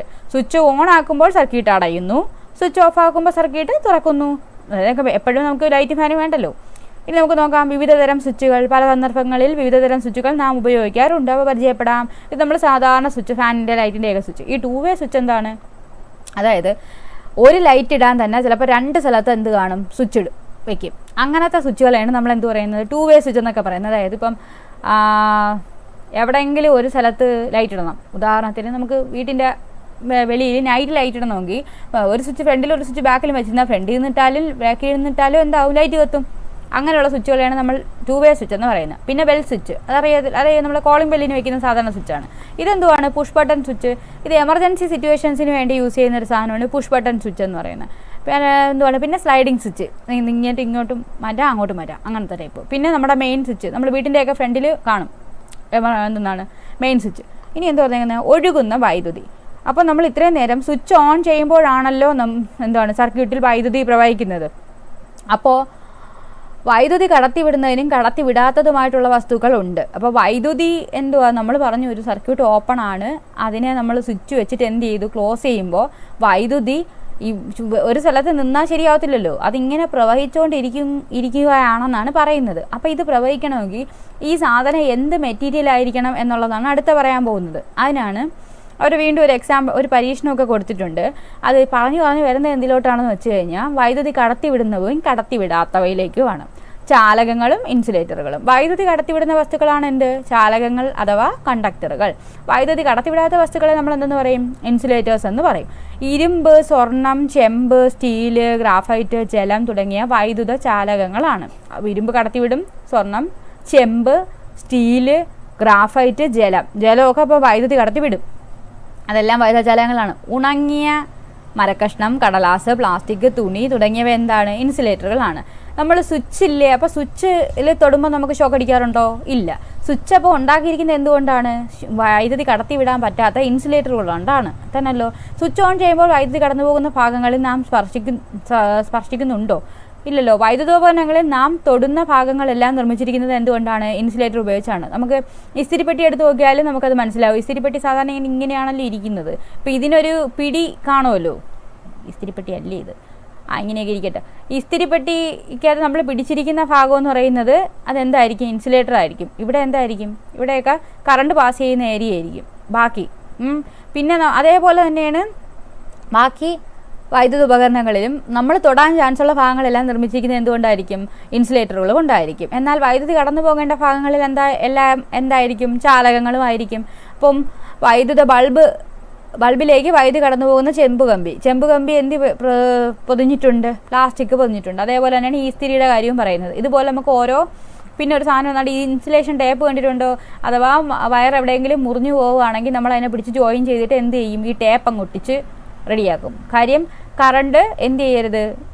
ഇൻസുലേഷൻ ചെയ്യുക എന്ന് വെച്ചാൽ എന്താണ്? അതിൽ കൂടെ ഇനി കറണ്ട് കടന്നു പോകരുത്. നമ്മളിനി അവിടെ ചെന്ന് പിടിച്ചാലും ഷോക്കടിക്കരുത്. അതിന് വേണ്ടിയാണ് നമ്മൾ എന്ത് ചെയ്യുന്നത്? ഇൻസുലേഷൻ ടേപ്പ് ഒട്ടിക്കുന്നത്. ഇനി എവിടെ എന്തോ കൊടുത്ത് വെച്ചിരിക്കുന്നത്? വൈദ്യുതി കടത്തിവിടുന്നതും കടത്തിവിടാത്തതുമായ വസ്തുക്കൾ കണ്ടെത്തുന്നതിന് വേണ്ടി അങ്ങനെയുള്ള കുറേ പരീക്ഷണങ്ങളാണ്. അത് നമുക്ക് വേണ്ട. നമുക്ക് ഇങ്ങോട്ട് ലോഹങ്ങളിലോട്ട് വരാം. തിളക്കമുള്ളതും കടുപ്പമുള്ളതും ബലമുള്ളതുമായ പദാർത്ഥങ്ങളാണ് എന്ത്? ലോഹങ്ങൾ. ഇരുമ്പ്, ചെമ്പ്, വെള്ളി, സ്വർണം, aluminium, zinc, lead, mercury, nickel തുടങ്ങിയ അനേകം ലോഹങ്ങൾ കണ്ടെത്തിയിട്ടുണ്ട്. ലോഹങ്ങളെല്ലാം സാധാരണ അന്തരീക്ഷ താപനിലയിൽ ഖരാവസ്ഥയിലാണ്, അതറിയാമല്ലോ. എന്നാൽ മെർക്കുറി എന്താണ്? രസം. മെർക്കുറി എന്ന് പറഞ്ഞാൽ രസം, ദ്രാവകാവസ്ഥയിലാണ് സ്ഥിതി ചെയ്യുന്നത്. എല്ലാ ലോഹങ്ങളും വൈദ്യുതിയുടെ ചാലകങ്ങളാണ്. ലോഹങ്ങളുടെ കണ്ടെത്തലും ഉപയോഗവും മനുഷ്യജീവിതത്തിൽ വലിയ മാറ്റങ്ങൾ വരുത്തിയിട്ടുണ്ട്. പ്രാചീന ശിലായുഗത്തിൽ നിന്ന് താമ്രശിലായുഗത്തിൽ എത്തിയപ്പോൾ ഉപകരണങ്ങളിലും കൃഷിയിലും സാമൂഹ്യ ജീവിതത്തിലും വന്ന മാറ്റം നിങ്ങൾ മനസ്സിലാക്കിയിട്ടില്ലേ? നമ്മൾ സോഷ്യൽ സയൻസിൻ്റെ കാര്യമാണ് പറഞ്ഞുകൊണ്ടിരിക്കുന്നത്. നമ്മൾ ആദ്യം കല്ലുകൊണ്ടുള്ള ഉപകരണങ്ങളാണ് യൂസ് ചെയ്തുകൊണ്ടിരുന്നത്. പിന്നെ താമ്രയുഗവും ഒക്കെ അടുത്തടുത്ത സെറ്റ് വന്നപ്പോഴത്തേക്ക് എന്ത് പറ്റിയെന്നാണ്? നമ്മൾ ആയുധങ്ങളും എല്ലാം ലോഹങ്ങൾ കൊണ്ടുള്ളതായി. ഓക്കെ, ഇനി എന്ത് പറഞ്ഞേക്കുന്നത്? നമ്മൾ വീട്ടിൽ പലതരത്തിലുള്ള വയർ ഉപയോഗിക്കുന്നുണ്ട്. അതിൻ്റെ കമ്പി എന്ത് ടൈപ്പാണെന്നാണ് ചോദിച്ചേക്കുന്നത്. അതായത് ചെമ്പ് കമ്പി വരാറുണ്ട്, അലുമിനിയം കമ്പിയും വരാറുണ്ട്. വയറുകൾ നമ്മൾ ഇളക്കി നോക്കിക്കഴിഞ്ഞാൽ അങ്ങനെയാണ് വരുന്നത്. ഇനി കൂടുതൽ സർക്യൂട്ടുകൾ പരിചയപ്പെടാവുന്ന LED ഉപയോഗിച്ചാണല്ലോ നമ്മൾ ഇത്രയും നേരം പണിഞ്ഞുകൊണ്ടിരുന്നത്. ഇനി നമുക്ക് ചിത്രത്തിൽ കാണുന്ന വസ്തുക്കൾ ഏതെല്ലാം വെച്ചിട്ട് എന്ത് ചെയ്യാനാണ്? അത് വീണ്ടും എക്സാമ്പിൾ പരീക്ഷണം ചെയ്തു നോക്കാനാണ്. നമ്മളെ വീട്ടിൽ ഒരുപാട് സർക്യൂട്ടുകൾ തയ്യാറാക്കാൻ എന്തൊക്കെ ഉപകരണം വേണം? അതായത് നമ്മൾ എന്തിനാണ്? ഇൻസുലേഷൻ കളയാനും വൈദ്യുതപ്രവാഹം പരിശോധിക്കാനും ഒക്കെ എന്ത് വേണം? നമുക്ക് നമ്മളിപ്പോൾ ആദ്യം നമ്മൾ വീട് പണിഞ്ഞിട്ട് വീട്ടിൽ ഇലക്ട്രീഷ്യനാണ് ഇതെല്ലാം സെറ്റ് ചെയ്ത് തരുന്നത്. എവിടെയൊക്കെ ഫാൻ വേണം, എവിടെയൊക്കെ ലൈറ്റ് വേണം, അതെല്ലാം എന്ത് ചെയ്യണം? അതെല്ലാം സെറ്റ് ചെയ്ത് തരുന്നത്. അതായത് ഇപ്പോൾ ഇവിടെ ഒരു ബോർഡ് വെച്ചിട്ട് സ്വിച്ചും ഒരു ഫാനും ഘടിപ്പിച്ചിട്ടുണ്ട്. ഇതിൻ്റെ ബാക്കിൽ എന്ത് കാണും? ഇതിൻ്റേതായിട്ടുള്ള കണക്ഷൻസ് കാണും. അതെല്ലാം ഈ ബോർഡിൻ്റെ അടിയിലായിരിക്കും. അതുപോലെ ഇവിടെ എന്ത് വെച്ചേക്കുന്നത്? ഇത് ലൈറ്റാണോ? ബോർഡിൻ്റെ അടിഭാഗമാണ് കാണിച്ചിരിക്കുന്നത്. ഇതെന്താണ്? സർക്യൂട്ടാണ്, ജനറൽ സർക്യൂട്ട്, ഇത് കറങ്ങുന്നതിനുള്ള. ഓക്കെ, ഇത് കണ്ടുപിടിച്ച് മീൻസ് അതുപോലെ ഒരുപാട് സർക്യൂട്ടുകളാണ് നമ്മുടെ വീട്ടിൽ വന്നിരിക്കുന്നത്. അതിന് നമ്മൾ ഇലക്ട്രീഷ്യനാണ് നമുക്ക് ഈ സർക്യൂട്ടൊക്കെ സെറ്റ് ചെയ്ത് തരുന്നത്. അതിൽ പുള്ളി ഉപയോഗിക്കുന്ന കുറേ സാധനങ്ങൾ, cutting player, stripper, screw driver, tester ഒക്കെ പറഞ്ഞിട്ടുണ്ട്. ടെസ്റ്ററൊക്കെ എന്തിനാണ്? വൈദ്യുതിയുടെ പ്രസൻസ് ഡിറ്റക്ട് ചെയ്യാൻ വേണ്ടിയാണ് ടെസ്റ്റർ. ഇതിൻ്റെ ഇടയ്ക്ക് ഒരു ലൈറ്റ്, ഒരു ബൾബ് കാണും, അത് കത്തുകയാണെങ്കിൽ ലൈറ്റ് കറണ്ട് ഉണ്ട്, മീൻസ് നമ്മളിപ്പോൾ കുത്തിയത് എവിടെയാണോ അവിടെ കറണ്ട് വരുന്നുണ്ട്, കത്തുന്നില്ലെങ്കിൽ കറണ്ട് ഇല്ല. സ്ട്രിപ്പർ എന്താണ്? നമുക്ക് ഈ വയർ മുറിക്കാനായിട്ട് നമുക്ക് കട്ടിംഗ് പ്ലെയർ യൂസ് ചെയ്യാം, ഇൻസുലേഷൻ കളയാനായിട്ട് നമുക്ക് സ്ട്രിപ്പർ യൂസ് ചെയ്യാം. പിന്നെ സ്ക്രൂ ഡ്രൈവർ നമുക്ക് ഈ ബോർഡിനകത്തായിരിക്കുമല്ലോ ഇതൊക്കെ ഇതാക്കി വെച്ചേക്കുന്നത്, അപ്പോൾ ഇവിടെ ആണിയാണം കാണും, അതൊക്കെ ഇളക്കാൻ വേണ്ടി നമുക്ക് എന്ത് ചെയ്യാം? സ്ക്രൂ ഡ്രൈവർ യൂസ് ചെയ്യാം. ഇനി നമുക്ക് ചിഹ്നങ്ങൾ പഠിക്കാം. ഗ്രൂപ്പും ഓരോ ഗ്രൂപ്പും എത്ര സർക്യൂട്ടുകളൊക്കെ. ഇനി നമുക്ക് കുറച്ച് ചിഹ്നങ്ങളാണ്. ചാലക കമ്പി എപ്പോഴും എന്താ? സ്ട്രെയിറ്റ് ലൈനാണ് വരച്ചിരിക്കുന്നതെങ്കിൽ ഒരു സർക്യൂട്ട് സ്ട്രെയിറ്റ് ലൈൻ കണ്ടു കഴിഞ്ഞാൽ എന്താണ്? ചാലക കമ്പിയാണ്. ഇതാണ് സ്വിച്ച്. ഇങ്ങനെ രണ്ടും ജോയിൻറ്റ്, അതായത് ഇവിടെ ഒരു കുത്ത്, ഇവിടെ ഒരു കുത്ത്, ഈ കുത്ത് തമ്മിൽ ജോയിൻ്റ് ആണെങ്കിൽ എന്താണ്? നമ്മളിപ്പം അതൊരു സർക്യൂട്ട് ആലോചിച്ച് നോക്കിയാൽ മതി. ഇതാ ഇവിടെ ഒരു കുത്ത്, ഇവിടെ ഒരു കുത്ത്, അപ്പോൾ ഇത് ഓപ്പൺ ആണല്ലോ, അതായത് ഒരെണ്ണം മുകളിലോട്ടിരിക്കുന്നു. അതാണ് ആദ്യം എന്ത്? സ്വിച്ച് ഓഫ് ആണത്. ഓക്കെ, ഇപ്പോൾ ഓഫാണേ. ഇനി ഇതേ സർക്യൂട്ടിനകത്ത് നമ്മൾ ഇവിടെ കുത്ത്, ഇവിടെ കുത്ത്, ഇതിനെ എന്ത് ചെയ്യുന്നു? ഇങ്ങനെ ആക്കി കഴിഞ്ഞാൽ എന്തായി? ക്ലോസ്ഡ് സർക്യൂട്ട് ആയില്ലേ? അതായത് നമ്മൾ സ്വിച്ച് ഇട്ടു, സ്വിച്ച് ഓണാണ്, ഈ പറയുന്നത് ഓണ്. ഓക്കെ, ഇനി സെല്ലെന്ന് പറയുമ്പോൾ ഒരു വലിയ വര, ഒരു ചെറിയ വര. ഓക്കെ, വലിയ വര, ചെറിയ വര, വലിയ വര പോസിറ്റീവും ചെറിയ വര നെഗറ്റീവുമാണ്. ഓക്കെ, ഇനി താഴോട്ട് വരുമ്പോൾ ബാറ്ററി എന്ന് പറയുന്നത് എന്താണ്? അതും അങ്ങനെ തന്നെ, ഒന്നിലധികം സെല്ലുകൾ പറക്കി വയ്ക്കുന്നതിൽ ബാറ്ററി വലുത് ചെറുത്, വലുത് ചെറുത്. ഇനി അടുത്ത് എന്തുവാ? പ്രകാശിക്കാത്ത ബൾബാണെങ്കിൽ നമുക്ക് എന്ത് ചെയ്യണം? ഒരു വട്ടം വരച്ച് അതിനകത്ത് എക്സ്, പ്രകാശിക്കുന്നില്ല എന്ന്. ഇനി പ്രകാശിക്കുകയാണെങ്കിൽ എന്ത് ചെയ്യും? എക്സിൻ്റെ മുകളിൽ കൂടെ കുറേ കുത്തുകുത്തിട്ട് വയ്ക്കും. ഓക്കെ, ഇനി ഈ കൊടുത്തേക്കുന്നത് ബസ്റ്റർ എന്ന് പറഞ്ഞൊരു സാധനമാണ്. അത് ഒരു ബസ്റ്റർ എന്നും പറഞ്ഞൊരു സാധനം കൊടുത്തിട്ടുണ്ട്. ഇത് ഇങ്ങനെയാണ് ഇരിക്കുന്നത്. ഇനി അടുത്തത് എന്തുവാ? ഇത് മിനി മോട്ടോർ. മോട്ടോറിന് ഒരു വട്ടത്തിനകത്ത് എന്ന് എഴുതി വെച്ച് കഴിഞ്ഞാൽ എന്തായി? മോട്ടോറായി. ഇനി ഈ കൊടുത്തേക്കുന്നത് LED ആണ്. അതായത് സാധാരണ ഡയോഡിൻ്റെ ചിഹ്നം എന്ന് പറയുന്നത് ഇങ്ങനെയാണ് ഇരിക്കുന്നത്. LED എന്ന് പറഞ്ഞാൽ ഫുൾ ഫോം എന്തെന്നായിരുന്നു? ലൈറ്റ് എമിറ്റിംഗ് ഡയോഡല്ലേ. അപ്പോൾ ഇവിടെ നിന്ന് ആരെ എമിറ്റ് ചെയ്യുന്നു? ലൈറ്റിനെ എമിറ്റ് ചെയ്യുന്നു. അപ്പോൾ അതെന്തായി? അത് LED ആയി. ഓക്കെ ആയല്ലോ. ഇനി നമുക്ക് അടുത്തതിലോട്ട് പോകാം. എന്താ ഇവിടെ തന്നിരിക്കുന്ന സർക്യൂട്ട് ശ്രദ്ധിക്കൂ. അവിടെ എന്താ പറഞ്ഞേക്കുന്നത്? ABCD എന്നിവ അടയാളപ്പെടുത്തുക. എന്തുവാ? ബൾബ് പ്രകാശിക്കുന്നുണ്ടോ? ഇല്ല, പ്രകാശിക്കാത്ത bulb. B cell. C open അല്ലേ? ഓണാണോ ഓഫാണോ? ഇത് ഓഫാണ്, ഓപ്പൺ സർക്യൂട്ട് അല്ലേ, അപ്പോൾ ഓഫാണ്. ഇനി D എന്ന് പറഞ്ഞാൽ എന്തെന്നായിരുന്നു? ചാലക കമ്പി. വീണ്ടും ഇവിടെ B സെല്ല്, പ്രകാശിക്കുന്ന ബൾബ്. പ്രകാശിക്കുമ്പോഴേ ഇവിടെ എന്താണ്? ഓൺ ആയിരിക്കും, സ്വിച്ച് ഓൺ ആണ്. D ചാലക കമ്പി. ഇനി നമുക്ക് സർക്യൂട്ടിൽ നിന്ന് ഉപകരണത്തിലേക്ക് വരാം. അതായത് നമ്മളിപ്പോൾ എന്തോ ചെയ്തുകൊണ്ടിരുന്നത്? നമുക്ക് ഉണ്ടാക്കാനുള്ളത് എമർജൻസി. അപ്പോൾ എമർജൻസി എങ്ങനെ ഉണ്ടാക്കാം? അതിനിപ്പം എന്തൊക്കെ വേണം? ഒരു LED മൊഡ്യൂൾ. എന്തായിരുന്നു LED മൊഡ്യൂൾ? LED ലൈറ്റുകളെ ശ്രേണിയിൽ അല്ലെങ്കിൽ ഒരു ഗ്രൂപ്പായിട്ട് ഇങ്ങനെ അറ്റാച്ച് ചെയ്ത് വെക്കുന്നതിനാണ് നമ്മൾ LED മൊഡ്യൂൾ എന്ന് പറയുന്നത്. പിന്നെ നമ്മൾ വയർ വേണമായിരുന്നു, സ്വിച്ച് വേണം, ബാറ്ററിയും വേണം. ഓക്കെ ആയല്ലോ. ഇനി എന്ത് വേണം? ഇനി നമുക്കൊരു സ്റ്റാൻഡും കൂടെ വേണം. അതിന് എന്ത് ചെയ്തേക്കുന്നവർ? അപ്പോൾ സ്റ്റാൻഡിൻ്റെ നിർമ്മാണ രീതിയാണ് നോക്കാനുള്ളത്. ഞാൻ ഈ എമർജൻസി ഉണ്ടാകുന്ന കാര്യം പറയുന്നതുകൊണ്ടാണോ എന്തോ ഇവിടെ ഒരു 2-3 തവണ കറണ്ട് പോയായിരുന്നു. എന്തായാലും എമർജൻസി ഉണ്ടാക്കാൻ പഠിക്കാം. സ്റ്റാൻഡിൻ്റെ നിർമ്മാണ രീതി എന്താ പറഞ്ഞേക്കുന്നത്? ചിത്രത്തിൽ കാണിച്ചിരിക്കുന്നത് പോലെ വാവട്ടമുള്ള, അത് താഴോട്ടുണ്ട് കേട്ടോ, വാവട്ടമുള്ള ഒരു പ്ലാസ്റ്റിക് കുപ്പി എടുത്ത് അതിനകത്ത് എന്ത് ചെയ്യുക? മണൽ നിറയ്ക്കുക. എന്നിട്ട് അതിൻ്റെ അടപ്പിനകത്ത് എന്ത് ചെയ്യുക? ചിത്രത്തിൽ 2 കാണിച്ചിരിക്കുന്നത് പോലെ സുഷിരങ്ങൾ ഉണ്ടാക്കണം. കണ്ടോ? ഒന്ന് PVC പൈപ്പ് ഉറപ്പിക്കാനുള്ള ഒരു സുഷിരം ഉണ്ടാക്കണം, സ്വിച്ച് വയ്ക്കാനും ഒരു സുഷിരം ഉണ്ടാക്കണം. എന്നിട്ട് എന്താ പറഞ്ഞേക്കുന്നത്? ചിത്രം 3 കാണുന്ന പോലെ പൈപ്പിലും സുഷിരങ്ങൾ ഉണ്ടാക്കുക. പൈപ്പ് എവിടെ? ഏതാ അടങ്ങുന്ന പൈപ്പ്? ഈ പൈപ്പിൽ ഇത് PVC പൈപ്പാണ്. പൈപ്പിനുള്ളിൽ നിന്ന് വയർ പുറത്തേക്ക് സ്വിച്ചിലേക്ക് എടുക്കാനുള്ള ഒരു ഹോൾ വേണം. പിന്നെ LED-യിൽ നിന്ന് വയർ പൈപ്പിനുള്ളിലേക്ക് താഴോട്ട് പോകാനും എന്ത് ചെയ്യണം? ഒരു സുഷിരം കൊടുക്കണം. എന്നിട്ട് എന്താ പറഞ്ഞേക്കുന്നത്? ചിത്രം 4 നോക്കി സർക്യൂട്ട് ക്രമീകരിക്കാം. ചിത്രം 4 എന്തോ പറഞ്ഞേക്കുന്നത്? ഇതാണ് നമ്മുടെ കുപ്പി. കുപ്പിയിൽ ആ ഓട്ടയെ കൂടെ ആരെ ഇറക്കി വയ്ക്കും? ഒരു ഓട്ട ഇട്ട് വെച്ചിട്ടുണ്ട് പ്ലാസ്റ്റിക് കുപ്പിക്കകത്ത്. അതിൽ കൂടെ ആരെ ഇറക്കി വെക്കണം? നമ്മൾ PVC പൈപ്പിനെ ഇറക്കി വെക്കണം. പൈപ്പിൻ്റെ മീൻസ് ഈ കുപ്പിയുടെ അടപ്പിൽ ഇവിടെ സ്വിച്ച് വരും. എന്നിട്ട് ഇതിൻ്റെ അടിയിലാണ് ആര് വരുന്നത്? ബാറ്ററി വരുന്നത്. എന്നിട്ട് ഇവിടെ LED ലൈറ്റ് വരും, ഇവിടെ നിന്ന് കണക്ഷൻ വരും. ഓക്കെ ആയല്ലോ. ഇങ്ങനെ നമുക്ക് ഉണ്ടാക്കിയെടുക്കാമെന്നാണ് പറയുന്നത്. ഇതുപോലെ രീതിക്കുള്ള ഒരു LED കിറ്റ്.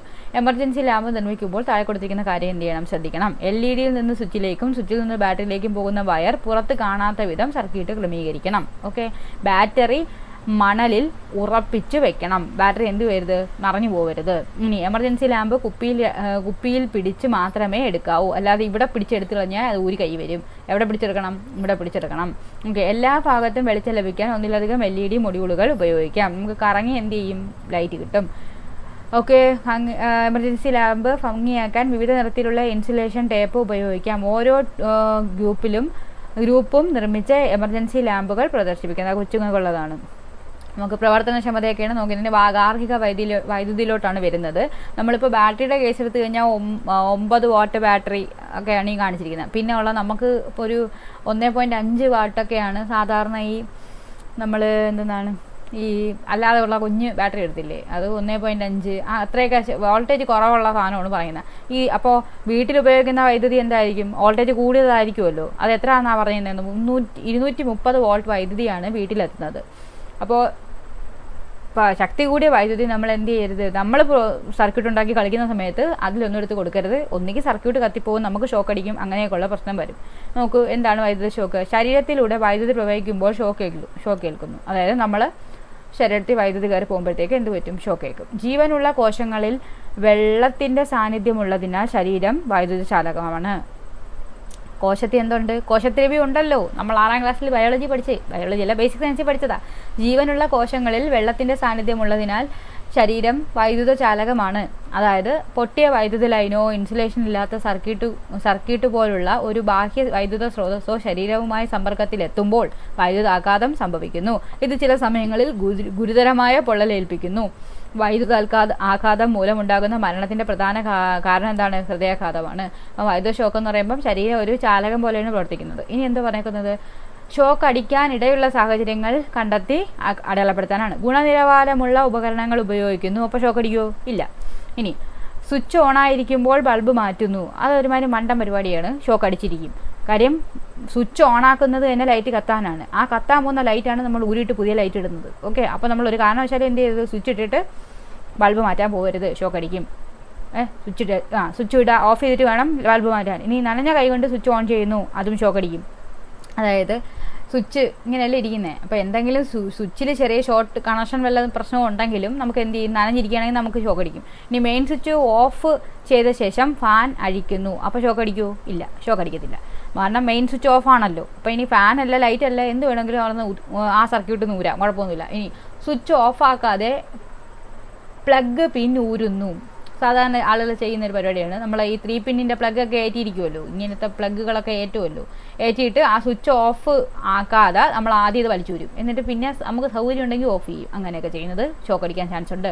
ഇനി ഇൻസുലേഷൻ പോയ വയറുകൾ ഉപയോഗിക്കുന്നത് ഷോക്ക് അടിക്കും. ഇനി സ്വിച്ച് ഓൺ ചെയ്ത ഉപകരണങ്ങൾ റിപ്പയർ ചെയ്യുന്നു. സ്വിച്ച് ഓൺ ചെയ്തിട്ട് ഉപകരണം റിപ്പയർ ചെയ്ത് എന്ത് ചെയ്യും, ഡെഫിനറ്റായിട്ട് ഷോക്ക് അടിക്കും. ഇനി വസ്ത്രങ്ങൾ അയൺ ചെയ്യുമ്പോൾ ചെരുപ്പ് ഉപയോഗിക്കുന്നു. അയൺ ചെയ്യാൻ ചെരുപ്പ് ഉപയോഗിക്കുന്നതല്ല, ചെരുപ്പിട്ടിട്ട് നമ്മൾ എന്ത് ചെയ്യുന്നു, അയൺ ചെയ്യുകയാണ്. അതായത് നമ്മളിങ്ങനെ നമ്മുടെ കാലിൽ ചെരുപ്പിട്ടിട്ടുണ്ട് എന്ന് വെച്ചാൽ ഷോക്ക് അടിച്ചു കഴിഞ്ഞാൽ ഭൂമിയിലോട്ടാണല്ലോ ഈ വൈദ്യുതി. അത് നമ്മളെന്തോ പറയും അതിന് എവിടെയാണ് പറയുന്നതെന്ന് അറിയാൻ വയ്യ. വൈദ്യുതി പ്രവഹിക്കുമ്പോഴത്തേക്ക് അത് ഭൂമിയിലോട്ടാണ് പോകുന്നത്. നമ്മൾക്ക് ഷോക്ക് അടിച്ചു കഴിഞ്ഞാൽ നമ്മൾ ഈ വൈദ്യുതി ലൈൻ സെറ്റ് ചെയ്യുന്ന സമയത്ത് എർത്ത് വയറെന്നും പറഞ്ഞൊരു വയർ കൊടുക്കും. 3 പിൻ പ്ലഗിനകത്ത് ഒരു ഫേസും ഒരു ന്യൂട്രൽ എന്തായാലും കാണും, ബാക്കി 2 ഫേസ് ആയിരിക്കും. ഫേസിൽ നിന്ന് വരുന്ന ലൈൻസ് ആയിരിക്കും. അപ്പം ഈ ന്യൂട്രൽ എന്ന് പറയുന്നത് എർത്തിലോട്ടായിരിക്കും കൊടുത്തിരിക്കുന്നത്. കാര്യം അധിക വല്ല വൈദ്യുതിയും വരുവാണെങ്കിൽ അത് ഭൂമിയിലോട്ടായിരിക്കും ഒഴുകുന്നത്. ഭൂമി ഇതിലെല്ലാം കൂടെ സേവ് ചെയ്യുന്ന രീതിക്കാണ് നിൽക്കുന്നത്. അപ്പം നമുക്ക് ഷോക്ക് അടിച്ചു കഴിഞ്ഞാൽ നമ്മുടെ പുറത്തൂടെ കയറി വൈദ്യുതി എങ്ങോട്ട് പോകാനാണ് നോക്കുന്നത്, എങ്ങോട്ട് പോകാൻ നോക്കും, ഭൂമിയിലോട്ട് പോകാൻ നോക്കും. അപ്പോൾ നമ്മളിവിടെ ചെരുപ്പിട്ട് നിർത്തുകയാണെങ്കിൽ ചെറിയ രീതിക്കൊന്നും ഷോക്കൊന്നും നമുക്ക് അടിക്കത്തില്ല, അവിടെ വെച്ച് നിൽക്കും. ഇതിങ്ങനെ ഫ്ലോ ചെയ്യാനായിട്ട് നമ്മൾ ചാലകമായിട്ട് നിൽക്കാതെ ഇവിടെ ഇൻസുലേഷൻ നടത്തി കഴിഞ്ഞാൽ അവിടെ വെച്ച് നിൽക്കും. അത് ചെറിയ ഷോക്കൊക്കെ ആണെങ്കിൽ വലുതായിട്ട് ഏക്കത്തില്ല. ഓക്കെ. അപ്പോൾ വസ്ത്രങ്ങൾ അയൺ ചെയ്യുമ്പോൾ ചെരുപ്പ് ഉപയോഗിച്ച് കഴിഞ്ഞാൽ നമുക്ക് എന്ത് ചെയ്യത്തില്ല, ഷോക്ക് ഏക്കത്തില്ല. ഇനി ഷോക്ക് ഏക്കാൻ സാധ്യതയുള്ള സന്ദർഭങ്ങൾ കണ്ടെത്തിയില്ലേ? നിങ്ങളുടെ വീട്ടിൽ ആർക്കെങ്കിലും അപകടമായി ഷോക്കേറ്റ സംഭവം ഉണ്ടോ എന്നൊക്കെയാണ് ചോദിച്ചിരിക്കുന്നത്. ഇനി മിന്നലും വൈദ്യുതിയും പറയുന്നുണ്ട്. മഴക്കാലത്ത് അന്തരീക്ഷത്തിൽ കാണുന്ന മിന്നൽ ശ്രദ്ധിച്ചിട്ടില്ലേ? മേഘങ്ങളിൽ വളരെ ഉയർന്ന അളവിൽ വൈദ്യുത ചാർജ് ഉണ്ടാകാറുണ്ട്. മേഘങ്ങളിലെ ചാർജ് അടുത്തുള്ള മേഘങ്ങളിലേക്കോ ഭൂമിയിലേക്കോ കൈമാറ്റം ചെയ്യുന്നതിനാലാണ് എന്തുണ്ടാകുന്നത്, മിന്നലിന് കാരണം. എപ്പോഴാണ് മിന്നലുണ്ടാകുന്നത്? മേഘങ്ങളിലെ ചാർജ് അടുത്തുള്ള മേഘങ്ങളിലേക്കോ ഭൂമിയിലേക്കോ കൈമാറ്റം ചെയ്യുന്നതാണ് എന്ത് ചെയ്യുന്നത്, മിന്നലിന് കാരണം. ഇടിമിന്നൽ ശക്തമായ വൈദ്യുത പ്രവാഹമായതിനാലാണ് മിന്നലേറ്റ് അപകടങ്ങൾ ഉണ്ടാകുന്നത്. ഇടിമിന്നൽ എന്ന് പറയുന്നത് ശക്തമായ വൈദ്യുത പ്രവാഹമാണ്. ഇനി എന്ത് ചെയ്യണമെന്നാണ് പറഞ്ഞേക്കുന്നത്, ഷോക്ക് ഏറ്റാൽ. ഷോക്കിൻ്റെ കാര്യം പറഞ്ഞല്ലോ. അപ്പോൾ ഷോക്ക് ഏറ്റാൽ എന്ത് ചെയ്യണം, ഷോക്ക് ഏറ്റ് കിടക്കുന്ന ആളെ പിടിച്ചു മാറ്റാൻ ശ്രമിച്ചാൽ എന്ത് സംഭവിക്കും, നമുക്കും ഷോക്ക് ഏറ്റ് വന്നു. ഒരു കറണ്ട് അടിച്ച് കിടക്കുന്ന ആളെ നമ്മളത് പിടിച്ചാൽ നമുക്കൂടെ അടിക്കത്തില്ലേ. അതിന് എക്സാമ്പിളിൽ വെട്ടം സിനിമയ്ക്കകത്ത് ഗ്രൂപ്പായിട്ട് നിന്ന് ഷോക്ക് അടിക്കുന്നത് കണ്ടിട്ടില്ലേ. അതെന്താണ്, ഒരാളെ പിടിച്ചു മാറ്റാനോ ചെന്ന് പിടിച്ചു കഴിഞ്ഞാൽ നമുക്ക് ഷോക്ക് അടിക്കും. ഓക്കെ, അതിനാൽ ഒരു കാരണവശാലും ഷോക്ക് ഏറ്റ് കിടക്കുന്ന വ്യക്തിയെ സ്പർശിക്കാൻ പാടില്ല. ഷോക്ക് ഏറ്റ് കിടക്കുന്ന വ്യക്തിയെ രക്ഷിക്കാൻ പിന്നെ എന്ത് ചെയ്യാം നോക്കിയാൽ, ആദ്യം എന്ത് ചെയ്യണം, ഏത് കമ്പിയിൽ നിന്നാണോ പുള്ളിക്ക് ഷോക്ക് അടിച്ചത് അവിടുത്തെ വൈദ്യുത ബന്ധം എന്ത് ചെയ്യണം, വിച്ഛേദിക്കണം. വൈദ്യുത ബന്ധം ഒഴിവാക്കുകയാണ് ആദ്യം ചെയ്യേണ്ടത്. ഇതിനായി സ്വിച്ച് ഓഫ് ചെയ്യുകയോ ഫ്യൂസ് ഊരി മാറ്റുകയോ ചെയ്യാം. ഇത് സാധ്യമല്ലാത്ത സന്ദർഭത്തിൽ ഉണങ്ങിയ മരക്കമ്പോ ചാലകമല്ലാത്ത മറ്റേതെങ്കിലും വസ്തുവോ ഉപയോഗിച്ച് ഷോക്കേറ്റ ആളെ സർക്യൂട്ടിൽ നിന്ന് തള്ളി മാറ്റണം. അതുകൊണ്ട് ഈ പുള്ളി കണ്ടോ ഒരു എന്തോ കമ്പെടുത്തിട്ട് കുത്തി മാറ്റുന്നത്, അങ്ങനെ എങ്ങനെ മാറ്റാനേ പറ്റത്തുള്ളൂ. ഏതാണ്, സർക്യൂട്ട് ഓഫ് ചെയ്യാൻ പറ്റില്ലെങ്കിൽ അങ്ങനെ എന്തെങ്കിലും ചെയ്യണം. ഇനി ഹൃദയമിടിപ്പ് നിലച്ചിട്ടുണ്ടെങ്കിൽ ഷോക്കേറ്റ ആളുടെ നെഞ്ചിൽ കൈകൾ മേൽക്കുമേൽ വെച്ച് തുടർച്ചയായി അമർത്തുക. ഹൃദയം പ്രവർത്തിക്കുന്നത് വരെ ഇത് ചെയ്യണം. മറ്റേ CPR കൊടുക്കുമെന്ന് പറയത്തില്ലേ, അതിൻ്റെ കാര്യം പറഞ്ഞിരിക്കുന്നത്. സ്വയം ശ്വസിക്കാൻ കഴിയുന്നില്ലെങ്കിൽ കൃത്രിമ ശ്വാസം നൽകണം. ശരീരം തിരുമ്മി ചൂടാക്കണം. പിന്നെന്ത് ചെയ്യണം, ഷോക്ക് ഗുരുതരമാണെങ്കിൽ ഷോക്കേറ്റ വ്യക്തിയെ ഉടനെ ആശുപത്രിയിൽ എത്തിക്കണം. ഓക്കെ ആണല്ലോ.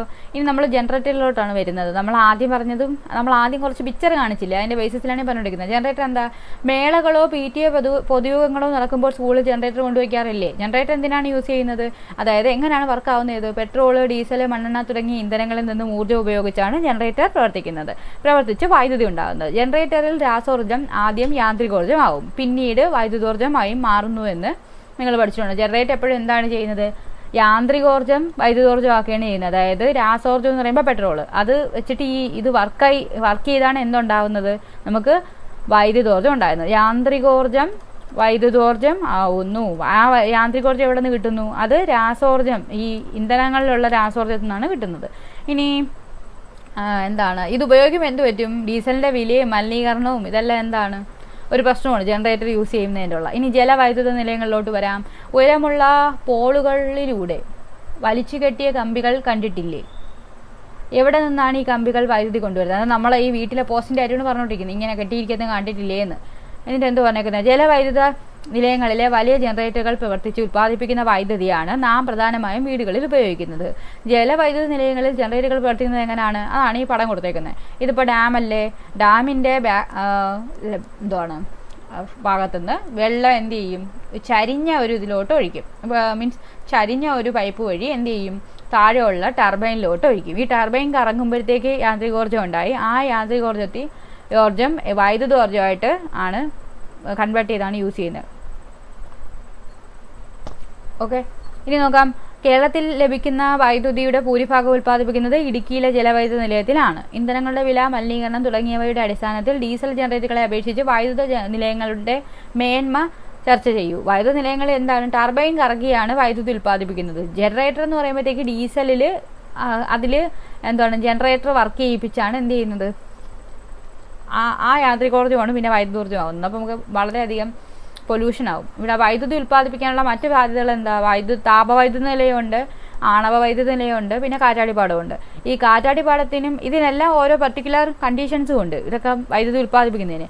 ആണവോർജ്ജം എല്ലായിടത്തും പോസിബിൾ അല്ല. ഇപ്പോൾ കേരളത്തിൽ ആണവോർജ്ജത്തിനുള്ള സ്കോപ്പ് ചെക്ക് ചെയ്തുകൊണ്ട് നിൽക്കുകയാണ്.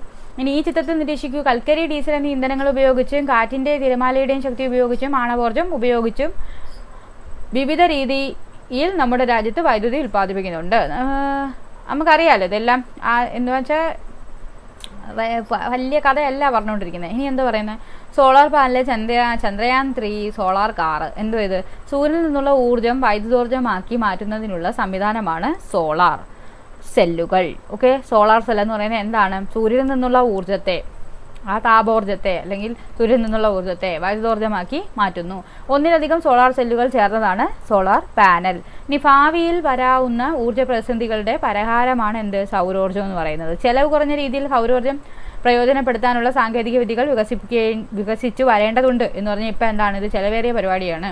കാര്യം ഈ ഒരു പാനലിന് പൈസയുണ്ട്, പോരാത്തതിന് ഈ പാനൽ വഴി നമുക്ക് ലഭിക്കുന്ന ഈ ഊർജ്ജം സ്റ്റോർ ചെയ്യുന്നതിന് വേണ്ടി ബാറ്ററി മേടിക്കണം. ആ ബാറ്ററിക്കും എന്താണ് പൈസ കൂടുതലാണ്. അപ്പോൾ ഇത് കുറച്ച് എക്സ്പെൻസീവ് ആയിട്ടുള്ള പണിയാണ്. ഇതിനായുള്ള ഗവേഷണ പ്രവർത്തനങ്ങൾ ഇപ്പോൾ നടക്കുന്നേ ഉള്ളൂ. ഓക്കെ, ഇനി വൈദ്യുതി പാഴാക്കല്ലേ. ഓക്കെ, കൂടുതലായി വൈദ്യുതി ഉപയോഗിക്കുമ്പോൾ കൂടുതൽ വൈദ്യുതി ഉൽപ്പാദിപ്പിക്കേണ്ടി വരും. കൂടുതൽ വൈദ്യുതി ഉൽപ്പാദിപ്പിക്കാൻ കൂടുതൽ ഇന്ധനം ഉപയോഗിക്കേണ്ടി വരില്ലേ? അപ്പോൾ എന്ത് ചെയ്യും? സേവ് ഇലക്ട്രിസിറ്റി എന്നാണ് പറഞ്ഞേക്കുന്നത്. വൈദ്യുതി ഒരിക്കലും പാഴാക്കരുത്. ഈ പോസ്റ്റർ നൽകുന്നത് വൈദ്യുതി പാഴാക്കുന്ന സന്ദർഭങ്ങൾ ഏതെല്ലാം ചർച്ച ചെയ്യുക, പിന്നെ വൈദ്യുതി പാഴാക്കാതിരിക്കുന്നതിനും ആവശ്യത്തിന് മാത്രം ഉപയോഗിക്കുന്നതിനും നാം ശ്രദ്ധിക്കേണ്ട വസ്തുതകൾ ഉൾപ്പെടുത്തി പോസ്റ്റർ നിർമ്മിക്കുക. അതായത് വൈദ്യുതി ഇപ്പം നമുക്ക് ആവശ്യത്തിന് പോലും ഉപയോഗിക്കാൻ വയ്യാത്ത അവസ്ഥയാണ്. അതിന് മാത്രം വിലയാണ് വൈദ്യുതിക്ക്. ഇനി ബാറ്ററി ഉപയോഗിച്ച് എമർജൻസി ലാമ്പ് പ്രവർത്തിക്കുമ്പോൾ നടക്കുന്ന ഊർജ്ജമാറ്റം എന്താണ്? ബാറ്ററി ഉപയോഗിച്ച് എമർജൻസി ലാമ്പ് പ്രവർത്തിക്കുന്നു എന്ന് പറയുമ്പം രാസോർജ്ജം ആദ്യം വൈദ്യുതോർജ്ജമാകും, പിന്നെ എന്താവും? പ്രകാശോർജ്ജമായിട്ട് മാറും. വൈദ്യുതോർജ്ജം പ്രകാശോർജ്ജമാവുന്നതല്ല, പ്രകാശോർജ്ജം രാസോർജ്ജമാവുന്നതല്ല, രാസോർജ്ജം വൈദ്യുതോർജ്ജമാവുന്നതല്ല. ആദ്യം എന്താവും? ഇത് വൈദ്യുതോർജ്ജമാവും, പിന്നെ എന്താവും? പ്രകാശോർജ്ജമാവും. തന്നിരിക്കുന്നതിൽ ഏതാണ് തുറന്ന സർക്യൂട്ട്? ഫാൻ കറങ്ങുന്നു എന്ന് പറഞ്ഞാൽ അത് ക്ലോസ്ഡ് അല്ലേ? ക്ലോസ്ഡ് സർക്യൂട്ടാണ്. കേടായ ബെല്ലിൻ്റെ സ്വിച്ച് ഓൺ ചെയ്യുന്നു എന്ന് പറഞ്ഞു കഴിഞ്ഞാൽ അവിടെ എന്താണ്? ബെല്ല് കേടാണ്. ബെല്ല് കേടായിട്ടുള്ള ബെല്ലിൻ്റെ സ്വിച്ച് ഓൺ ചെയ്ത് കഴിഞ്ഞാൽ ബെല്ല് പ്രവർത്തിക്കൂ? ഇല്ലല്ലോ. ഉപകരണം പ്രവർത്തിച്ചാലല്ലേ നമ്മൾ ക്ലോസ്ഡ് ആണെന്ന് പറയത്തുള്ളൂ. അപ്പോൾ ഇത് ഓപ്പൺ ആണെന്ന് പറയാം. ഫാൻ കറങ്ങുന്നു എന്ന് പറഞ്ഞാൽ സ്വിച്ച് ഇട്ടു കറങ്ങുന്നു എന്ന് പറയുമ്പോൾ സർക്യൂട്ട് ക്ലോസ്ഡ് ആണ്. ഇനി മിക്സി പ്രവർത്തിക്കുന്നു എന്ന് പറയുമ്പോഴും സർക്യൂട്ട് ക്ലോസ് ആണ്. എന്താണ് ബൾബ് പ്രകാശിക്കുന്നു പറയുന്നതും സർക്യൂട്ട് ക്ലോസ്ഡ് ആണ്. കൃത്രിമ ഉപഗ്രഹങ്ങളിൽ പ്രവർത്തിക്കുന്നതിനുള്ള വൈദ്യുതി ലഭിക്കുന്നത് എവിടെ നിന്നാണ്? ആ സോളാർ പാനൽ എന്നാണ്. നമ്മളിപ്പോൾ ചന്ദ്രയാൻ വിക്ഷേപിച്ചു, പിന്നെ ഗഗൻയാൻ വിക്ഷേപിക്കാൻ പോകുന്നു, ആദിത്യ ആൽബൺ വിക്ഷേപിച്ചു. ഇതെല്ലാം അവിടെ പോയി എന്തോ ചെയ്യുന്ന? ഇവർക്ക് വേണ്ട വൈദ്യുതിക്ക് ഇവരെന്തോ ചെയ്യും? അവിടെ അവരുടെ കൺസ്ട്രക്ഷനിൽ തന്നെ സോളാർ ഇതും കൂടെ വെച്ചാണ് പോകുന്നത്. അപ്പോൾ ആ സോളാർ പാനൽ എന്ത് ചെയ്യും? സൂര്യനിൽ നിന്ന് എനർജി യൂസ് ചെയ്ത് എന്താക്കി മാറ്റും? അതിനെ നമ്മുടെ വൈദ്യുതോർജ്ജമാക്കി മാറ്റി അതിന് വേണ്ടുന്നുള്ള എല്ലാ പരീക്ഷണങ്ങൾക്ക് യൂസ് ചെയ്യാൻ പറ്റും. ഓക്കെ, കേരളത്തിൽ വേനൽക്കാലത്ത് ചിലപ്പോൾ വൈദ്യുത ക്ഷാമം ഉണ്ടാകാറുണ്ട്. കാര്യം എന്താ? നമ്മൾ കൂടുതൽ യൂസ് ചെയ്യുന്നത് ജലവൈദ്യുത നിലയങ്ങളാണ്. അപ്പോൾ വെള്ളം കുറവാകുമ്പോഴത്തേക്ക് എന്ത് പറ്റും? ഒരു നിശ്ചിത നില വേണം. നില എന്ന് പറഞ്ഞാൽ നമ്മൾ എന്ത് പറയും? ഈ മുല്ലപ്പെരിയാറിൻ്റെ ജലനിരപ്പ് ഇത്ര അടി കൂടി ഇത്ര അടി കുറഞ്ഞെന്നൊക്കെ പറയില്ലേ? അതാണ് പറയുന്നത്. ആ ജലനിരപ്പ് നിശ്ചിത അളവിൽ വേണ്ടെങ്കിൽ മാത്രമേ എന്ത് ചെയ്യാൻ പറ്റത്തുള്ളൂ? ഈ വെള്ളം ഈ പൈപ്പിൽ കൂടെ കടത്തി വിട്ട് ടർബൈൻ കറക്കി അതിനുമായിട്ടുള്ള ബന്ധപ്പെട്ട എന്താണ് യാന്ത്രികോർജ്ജം യൂസ് ചെയ്ത് വൈദ്യുതോർജ്ജം ഉണ്ടാക്കി എടുക്കാൻ പറ്റത്തുള്ളൂ. ഓക്കെ, ഇനി ജലാശയത്തിലേക്ക് വൈദ്യുത കമ്പി പൊട്ടി വീഴുമ്പോൾ വെള്ളത്തിൽ നിൽക്കുന്നവർക്ക് ഷോക്ക് ഏൽക്കാൻ സാധ്യത ഉണ്ടോ? ഉണ്ട്. കാര്യം എന്താ? മനുഷ്യൻ ചാലകമാണ്, വെള്ളവും ചാലകമാണ്. അപ്പം വെള്ളത്തിൽ കൂടെ വൈദ്യുതി ഇങ്ങനെ കിടന്ന് നിനക്ക് വെള്ളത്തിൽ കിടക്കുവാണ് കമ്പിയെങ്കിൽ ആ വെള്ളത്തിൽ എന്തുണ്ട്? വൈദ്യുതി ഉണ്ട്. നമ്മൾ ചവിട്ടിക്കഴിഞ്ഞാൽ നമ്മളെന്ത് ചെയ്യും? നമുക്ക് ഷോക്ക് ഏൽക്കും. നമ്മൾ വീണ് കഴിഞ്ഞാലും നമുക്ക് ഷോക്ക് ഏൽക്കും. ഇനി തുറന്ന സർക്യൂട്ടിൻ്റെ ചിത്രം ശ്രദ്ധിക്കൂ. ഇതിലെ അടഞ്ഞ സർക്യൂട്ടാക്കി മാറ്റാൻ മാറ്റി ചിഹ്നങ്ങൾ ഉപയോഗിച്ച് ചിത്രീകരിക്കാൻ. ചിഹ്നങ്ങൾ ഉപയോഗിച്ച് ഇവിടെ എന്ത് ചെയ്താൽ മതി? ഇത് ജോയിൻ ചെയ്താൽ പോരെ? അടയേ ഇതിൻ്റെ ഇടയ്ക്ക് സ്വിച്ച് ഒന്നും വേണമെങ്കിൽ വെച്ചാൽ മതി. നിർബന്ധമില്ല സ്വിച്ച് വെക്കണമെന്നുള്ളത്. സ്വിച്ച് വെച്ച് കഴിഞ്ഞാൽ എന്ത് ചെയ്യുന്നുണ്ട്? ഇങ്ങനെ വരത്തേ ഉള്ളൂ. കാരണം ജോയിൻ്റ് അല്ലേ, ക്ലോസ്ഡ് സർക്യൂട്ട്. ഓക്കെ, അപ്പോൾ അത്രയൊക്കെ ഉള്ളൂ ഈ ചാപ്റ്ററിനകത്ത്. നമ്മൾ ആകെ പഠിച്ചത് എന്തുവാ? ഒരു വൈദ്യുത സ്രോതസ്സുകൾ എന്തെന്നാണെന്ന് പഠിച്ചു. പിന്നെ കുറച്ച് സിമ്പലുകൾ പഠിച്ചു. എമർജൻസി ഉണ്ടാക്കാൻ പഠിച്ചു അല്ലേ? 2 ടൈപ്പ് ബാറ്ററികളുണ്ട്. റീചാർജ് ചെയ്യാൻ പറ്റുന്നത്, റീചാർജ് ചെയ്യാൻ പറ്റാത്തത്. പിന്നെ കുറേ ടൈപ്പ് സ്വിച്ച് പഠിച്ചു. ഒരു ക്ലോസ്ഡ് സർക്യൂട്ടിൽ കൂടെ വൈദ്യുതി ഒഴുകുമെന്ന് പറഞ്ഞു. ഓപ്പൺ സർക്യൂട്ടിൽ വൈദ്യുതി ഒഴുകത്തില്ല. പിന്നെ പലതരം ബൾബുകൾ പറഞ്ഞു. എന്തൊക്കെയായിരുന്നു? നമ്മൾ തുടങ്ങിയത് എവിടെയായിരുന്നത്? സെല്ലിലാണോ തുടങ്ങിയത്? വൈദ്യുതിയുടെ സ്രോതസ്സുകളിൽ നിന്നാണ് തുടങ്ങിയത്.